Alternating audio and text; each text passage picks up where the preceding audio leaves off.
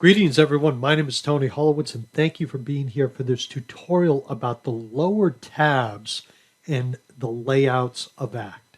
So I've got the layout view open. Right now I want you to observe that I'm on the tab User Fields and I have fields down here. So if you want to edit these fields or add things down here, you can do that as well.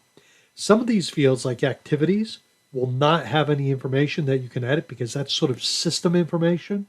You can look at notes, not really here either, but some of these really have information that you can edit.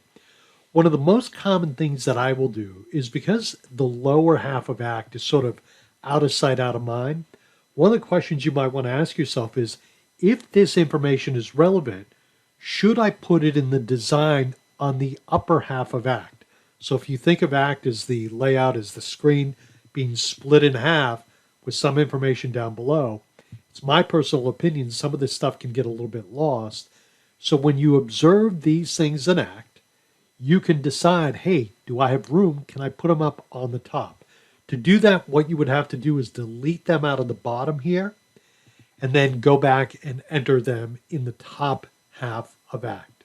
So just something to think about when you're editing a layout in Act CRM. Thank you, everyone. You have a great day. Bye now.